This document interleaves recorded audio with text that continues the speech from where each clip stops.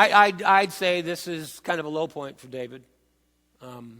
A far cry, and this is where I asked you to kind of remember Goliath. Here he is dribbling on his beard, pretending to be a madman so that he won't be hurt. He's afraid of Achish, the king of Gath. And it's just such a far cry from the faith-filled, confident young man who had earlier faced down Goliath and the entire Philistine army with 5 stones and a slingshot. But David's in a different place now.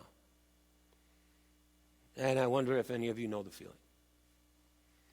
I wonder if any of you have ever, or if you don't right now, you've had that kind of thing in your life where I remember when I believed. I remember when I would be facing difficult circumstances and I had such confidence in God and I wasn't afraid. But all it is for you now is a memory, because you're in a different place now. That's where David is. I have this picture, and it's my desire, it's my expectation. I keep thinking that the Christian life is going to be a constant ascent. Do you kind of think that it's like the more I walk with God, the deeper I'm going to get, the more mature I'm going to get? And in some ways that happens. I don't expect detours like this, where I end up in places of dryness and even humiliation. This is not the script I wrote. It's not the script you're writing. It's not the script he wrote.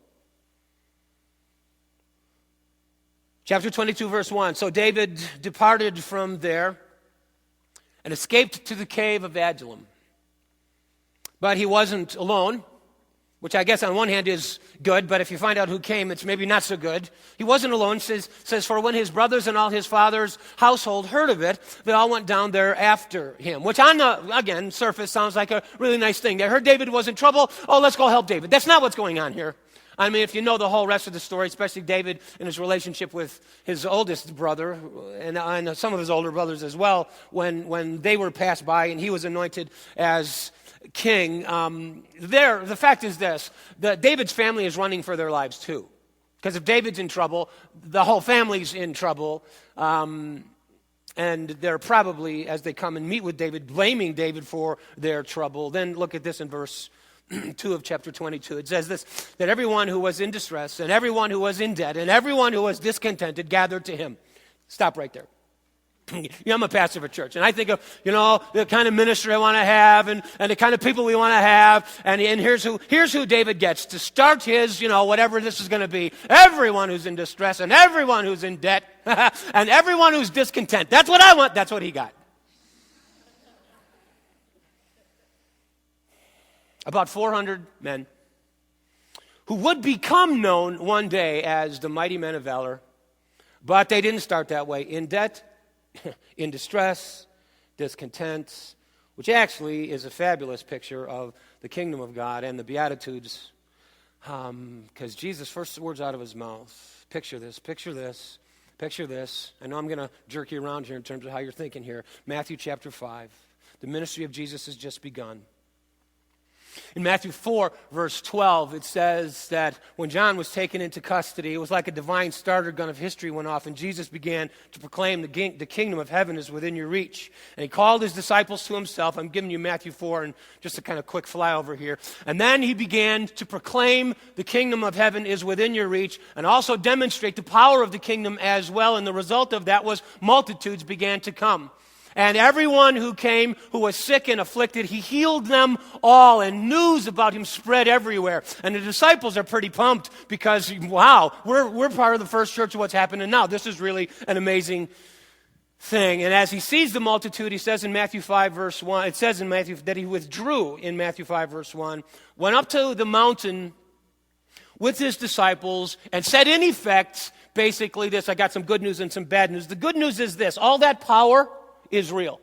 And it's all for you. The bad news is this, none of it's coming the way you think. Blessed are the broken. Blessed are the poor. Blessed, and why is it blessed to be broken? Because when you're broken, you are dependent. And when you are dependent, you are in a place where you can receive and be a channel of the power of God in ways you cannot even imagine. And everyone who is in distress, the people who are in distress and in debt, have the value of that is that you know you need. And I'm not going to go way down deep into that, but that's one of the ways these guys were moldable and one day did become these mighty men of valor. Let's get the picture, coming back to David's story. David was expecting a throne. It was a throne he didn't seek, so there's not vanity in here. He's not grasping this for himself. It came to him. He was told he would be a king. He was anointed by the prophets. He was assured it was God's promise. And at first it looked like he was on the fast track to all of those things. He had success, fame, friends, family, status, but now it's gone. All of it. What he expected was a throne. What he got was a cave. I want to talk a moment about the cave. Because the cave is the place where all of your expectations go awry. Where all of the supports and scaffoldings of your life get knocked out from under you. You were going to do great things. You were going to do good things. They weren't vain things. You were going to have a good marriage and a great family. It was going to be different than the one you came from. And you're going to have a successful career. It was the promise of God. Or so you thought. See, I don't need a word from God this morning to know this, that some of you in this room are in a cave right now.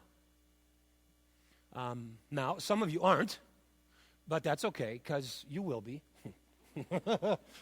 or you have been, so you know exactly what I'm talking about. Because here's the deal. Sooner or later, all of us spend some time in the cave. And the cave is the place where we do not want to go. Where we begin to wonder, did God lose track of me? Does he know where I am? Does he know where I live?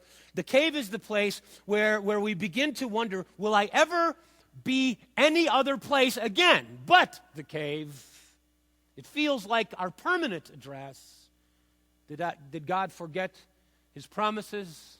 What exactly are his promises? I thought I knew. I remember when I was killing Goliath. It was all so clear. I hate caves.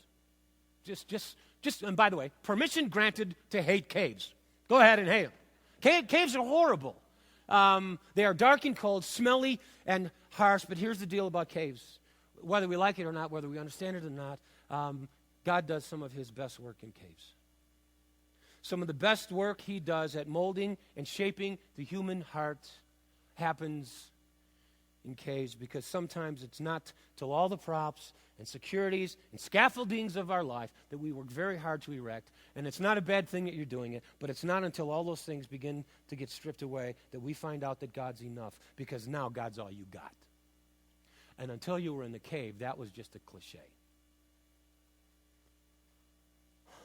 Well, here's the deal about David's cave. He would spend about 10 years in this wilderness place, hiding in caves. Let that sink in. You may not like it. 10 years, 10 minutes is hard. You know, a week and a half is bad. 10 days is hard. Having a hard day, 10 years in this confusing place. He learned how to make a life in that, but what felt like the promise of God, the destiny for his life. Oh, are you kidding me?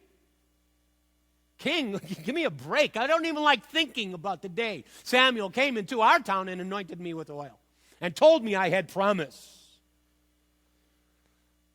10 years, wilderness place. But over time, this band of misfits began to grow. I mean, in 10 years, you kind of get used to it and just accept it. And this band of misfits began to grow. They would marry, and they did do that. They had children, and they formed a kind of community.